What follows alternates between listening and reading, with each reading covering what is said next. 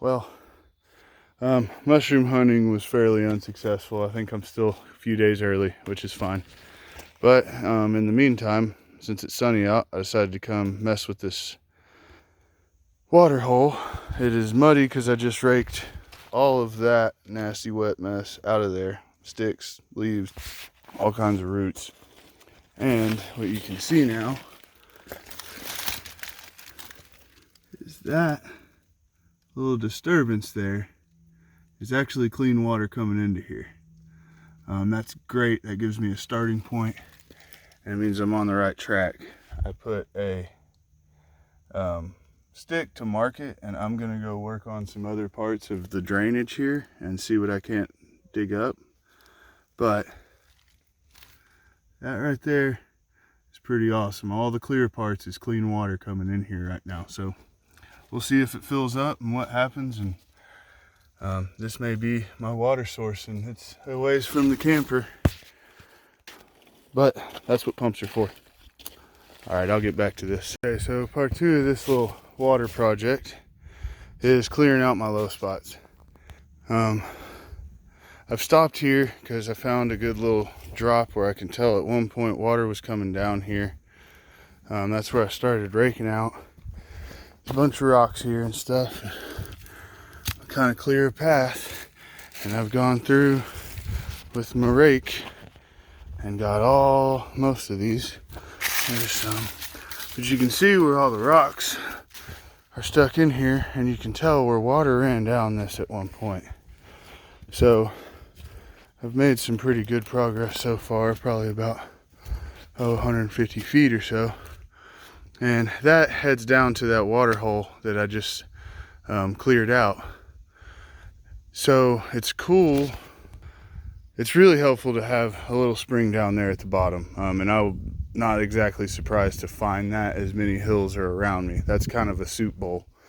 But if I can get coming from uphill, going down and filling that creek up, well, that opens up the option for a water turbine, which will create power.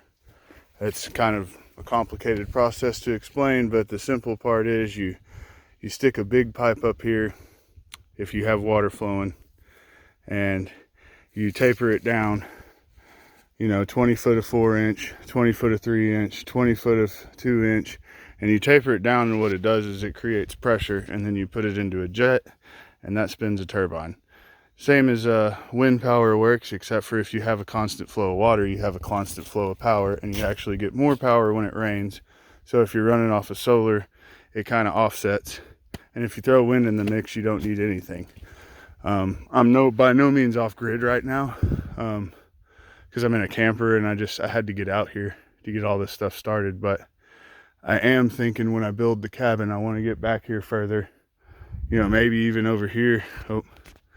Maybe, let me flip it, let me do that way.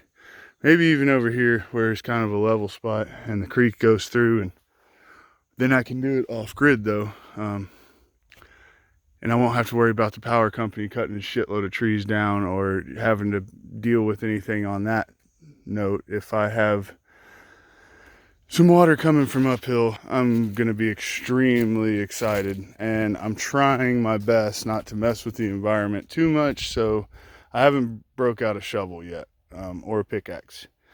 What I want to do is just clear the waterways that I see that were naturally here, get all the leaves and acorns and junk out of them, let this rainy season go through, and see what's still flowing in the summer. The summer will tell me a lot about where my actual water flow is, as opposed to just some groundwater coming in. If there's a good spring around here that will flow year round, summer's when I'm gonna find it, as long as I'm paying attention through the spring, if that makes sense. Like, I already know it flows down there at the bottom, but if once some of this dirt clears out through some rain, we get an opening and I get a little trickle like that, I mean, that's where you can have a spot where you dig it out a little bit and get a flow going, and then I can dam down at the bottom a little bit and keep some water on my property. And there's a lot of cool shit that'll come with that if I find it, but for right now, I'm just going to clear these waterways out. It's nothing fun to watch, so I'm not going to video it, but I'll be back. Well, it's been a couple days of digging and learning and raking, lots of raking. This creek bed was flat out full of leaves. It's a lot deeper than I thought it was. So there's the spring. I think it's a spring. It could just be groundwater with, you see those hills way up there. They're probably 100 foot higher than I'm sitting right now. But if it is a spring, in my knowledge of springs, which is not very extensive because I grew up in Texas, as long as that's flowing, because this was all blocked up, so I made a little drainage area, an overflow area. And the way that I understand it, and it's going, about over there, and then it's kind of draining down, and then the creek bed goes a little farther, and I cleared it all out. Well, most of it out. There's a lot of leaves and going uphill both ways. That is a thing I figured out when I was getting leaves out of here. My understanding of springs is as long as this overflow is letting that spring, because it's not very powerful, but as long as it's moving, it will self-erode, it will self-clear, and it will make itself move a little better as long as it doesn't get the back pressure of weight on it to stop coming out.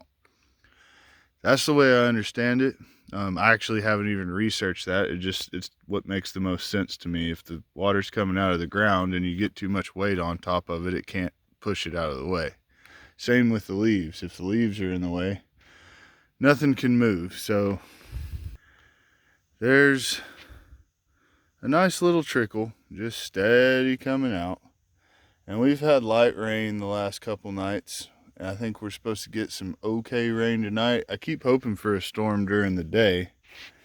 And this, as murky as it is, that's because I keep digging in it with shovels and stirring it all up.